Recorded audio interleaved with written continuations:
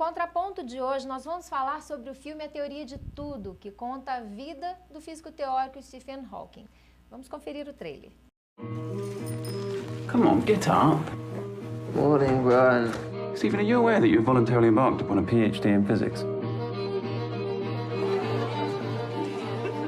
Hello.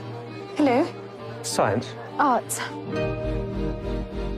I'm a cosmologist. What's that? I study the marriage of space and time. The perfect couple. One never knows from where the next great leap forward is going to come, or from whom. What if I reverse time to see what happened at the beginning of time itself? Wind back the clock. Wind back the clock. Keep going. I don't know how. Yet. Keep winding. Where to? It's called motor neuron disease. Life expectancy is 2 years. I want us to be together for as long as we've got. It'll affect everything. You don't realize what lies ahead. This is going to be a very heavy defeat. But I love him. And he loves me. We're going to fight this illness together. Good luck. Why? I'm okay. So, this black hole at the beginning of time. Brilliant. Brilliant, Stephen. Well done, Doctor. He has pneumonia. The only way he will survive will be to give him a tracheotomy. He will never speak again. Yes, he will. My name is Stephen Hawking. It's American. Is that a problem? It has been a great joy to watch this man defy every expectation, both scientific and personal. There should be no boundary to human endeavor. However bad life may seem, while there is life, there is hope. Thank you. Sorry, did you say something?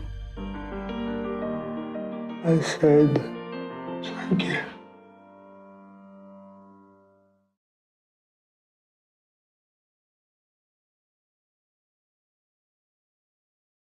O Contraponto Cinema trabalha agora com a série Oscar 2015 e a gente vai falar dos filmes que foram indicados ao prêmio de melhor filme. Entre eles, A Teoria de Tudo, que teve 5 indicações para o Oscar.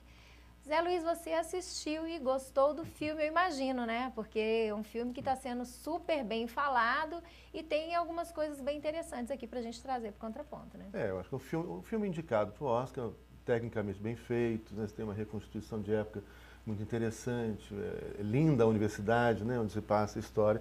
É uma biografia, né? Então, eu acho que o filme ele não faz grandes indagações, né, filosóficas. Poderia fazer, né? O físico que estuda ou reconta a história, né, do Big Bang, da criação do mundo, essa ideia de fazer uma teoria de tudo, né, ou seja, uma equação explicar, né, o surgimento da vida, do tempo. Acho que podia muita coisa ser explorada nesse sentido. Mas ficou mais mesmo uma biografia mostrando o lado humano do Stephen Hawking, mas é um filme interessante, é um filme... É porque existe uma curiosidade em torno da vida dele, né? Imagina que é um físico genial e que desde muito cedo já vive com uma limitação física, que é uma doença rara, né? Que o impede de ter movimentos. Então ele tem a parte motora. Com 18 anos de idade ele já começa a sofrer as consequências, né, graves dessa doença. Isso. E que não é nenhuma novidade do filme, né? A expectativa de vida dada pelos médicos para ele era de 2 anos. E a história conta, ele viveu casado 30 anos, e já está no segundo casamento, teve 3 filhos, ou seja, eu acho que o primeiro ponto interessante do filme, né, para além de tratar da questão clichê, de superação, você pode porque você quiser, que eu acho que isso é uma coisa muito batida e que o filme não trata disso, mas ele trata um pouco de não se render às verdades, às certezas, né? Eu acho que é uma característica dele. É um primeiro ponto fantástico, isso é muito interessante. E a gente fala isso sempre para os nossos alunos, né? O espaço da universidade, o espaço acadêmico, da pesquisa, do estudo, deve ser o espaço sempre do questionamento, né? A certeza é inimiga do conhecimento, né? Quanto mais certeza as pessoas têm, menos as pessoas avançam, menos as pessoas aprendem, né?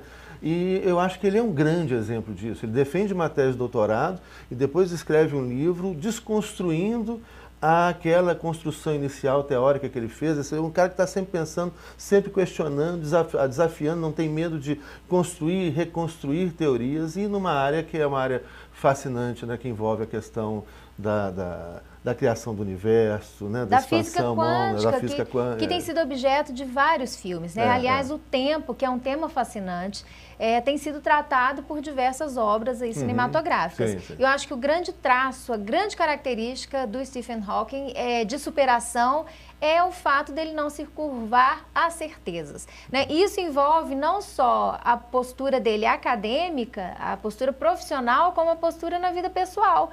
Tanto que todas as vezes que disseram, olha, você não vai viver mais do que 2 anos. Ele vive, né? Muito mais, ultrapassou. Esse diagnóstico foi feito quando ele tinha 18 anos, vai passar dos 20 anos de idade. Ele está aí vivo com 72, me parece, atualmente. Ele vai ter que fazer uma intervenção que ele não vai mais falar. Ele encontrou uma forma de falar, né? E essa atitude dele para o trabalho, para a pesquisa acadêmica, ele manteve na vida. Eu acho que essa coisa é muito interessante, que está bem presente no filme. Tem uma cena muito interessante do filme que o médico fala, né, que fala para ele, quando diz o diagnóstico, ele está sozinho no hospital, né, e fala, olha, você vai ter no máximo 2 anos. Ele perguntou, mas o cérebro vai continuar funcionando normalmente? Sim. O corpo não vai mais responder, mas o seu cérebro vai funcionar normalmente. O único problema, e isso foi muito cruel para ele, é que o que está aí dentro do seu cérebro você não vai conseguir colocar para fora, você não vai conseguir comunicar.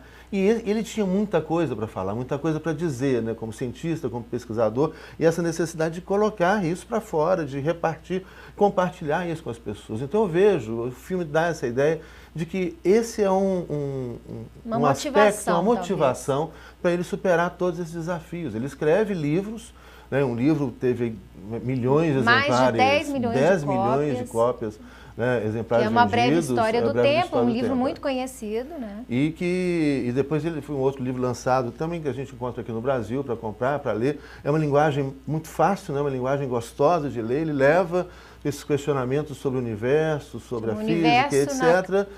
Numa casca de nós, o universo na casca de nós. Leva esses questionamentos de uma maneira muito, muito clara, né, para as pessoas que não entendem essa linguagem difícil da física. Tem uma questão, Zé Luiz, né, que passa quase periférica no filme, mas que acho muito interessante também, que tem sido explorado em outros trabalhos, que é a relação entre Deus e a ciência. E é muito interessante porque no filme conta um pouco dessa relação que norteia o casamento dele, né? Ele casa com uma mulher muito religiosa, frequenta a igreja cristã, né? Aquele estilo bem europeu, uma moça bem tradicional, e ele com todas as ideias subversivas sobre Deus, o universo, o tempo, né? E como isso durou 30 anos num casamento, né? E ele mesmo é sempre questionado, e aparece, tem uma cena numa palestra em que alguém pergunta, né, onde que fica Deus na sua teoria? Enfim, eu acho que essa relação entre Deus e a ciência também é um tema fascinante e que o trabalho dele permite que seja explorado, né, esse embate. E isso é muito interessante, porque outros físicos, né, e hoje você tem muitos físicos indianos, né, que começam a trabalhar, você fala, Deus, mas qual Deus, né? E ele vai falar, não, Deus não cabe dentro dessa teoria, mas também tudo depende do que você está chamando, né, de Deus. E alguns físicos hoje falam, olha, uma forma de encontrar, né, esse Deus é por meio do conhecimento. Né? Ou Deus pode ser essa manifestação de todo esse universo. Então, esse eu acho que é um dilema interessante, um dilema da modernidade, né? A religião, né, versus o conhecimento científico. O filme não explora muito a teoria do Stephen Hawking, né, explora muito mais a biografia. Ele é inspirado no livro que é homônimo, né, A Teoria de Tudo. Que é um livro escrito pela primeira mulher dele. Exatamente. Né? E que, antes ainda de falar dessa questão de primeira mulher, segunda mulher, a gente tem que falar da atuação, né, do Eddie Redmayne, que está fantástico no filme e que tem como mérito o empenho que ele teve para conseguir controlar as suas funções mecânicas para poder interpretar ele fez de uma exercícios, forma... né, com os músculos faciais para saber para ter o controle dos músculos e músculos. paralisar a movimentação de determinados músculos. E ele consegue isso, vocês estão vendo aí algumas cenas do filme, ao fundo ele consegue isso sem ficar aquela coisa caricata, né, grosseira, que muitas vezes, né, em papéis desse tipo, alguns atores acabam destruindo esse papel. E ele faz isso, ele está muito parecido com o Stephen Hawking. Né? Se o telespectador entrar aí no Google, coloca o Stephen Hawking no Google Imagem, aí, olha o retrato dele e o do ator, ele está muito, muito, muito bom. E é indicado para receber o Oscar de melhor ator. De melhor ator, como também a companheira dele, né, Felicity, teve a indicação para melhor atriz. Jones, que faz o papel da primeira mulher. Essa questão de primeira mulher e segunda mulher, acho que é uma questão interessante também no filme, que mostra uma pessoa que tem uma debilidade física, né, e que isso não impediu de ter relacionamentos tão impactantes, tão fortes, tão na vida dele. E o que eu acho muito bacana, como o filme apresenta a transição, né, de um relacionamento para o outro, porque o casamento dele dura, o primeiro casamento, aparentemente, enquanto ele é uma pessoa interessante para ela e ela também, porque eles têm uma história de superação que é compartilhada, né? Ele é genial, isso é atraente, mas ao mesmo tempo, por mais que ele não tenha os movimentos do corpo, né, ele tem um olhar sedutor, que é o que o liga a personagem que exerce uma atração sobre ele também. Quando ele casa com ela, ele já está com a doença, né? E tem uma previsão de 2 anos. Eu falo, não, nós vamos passar esses 2 anos vivos. E eles ficam casados 30 anos. E tem 3 filhos, que é uma outra questão. Filhos, ele tem relações sexuais, né? Ele não se torna impotente pela doença. Os músculos involuntários né, funcionam. Ele não tem um controle sobre os músculos voluntários. Né? Mas, é muito interessante essa questão dele romper um relacionamento, né? E casa de novo. Casa de novo. É impressionante. E hoje parece que tem 1 ou 2 netos, né?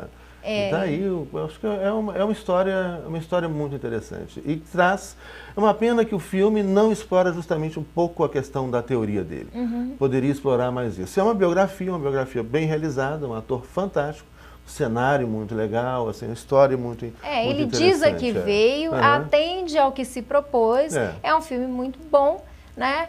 E aí a parte filosófica, parte teórica, instigante da física quântica sobre o tempo, o leitor vai ter que procurar realmente nas obras literárias do Stephen Hawking, né? Porque isso aí o filme não deixa. Bom, a gente tem na série Oscar 2015 muita coisa bacana para discutir, muito filme bom para a gente comentar. Continue com a programação da TV Comunitária e na próxima semana a gente tem mais novidade para você no Contraponto Cinema.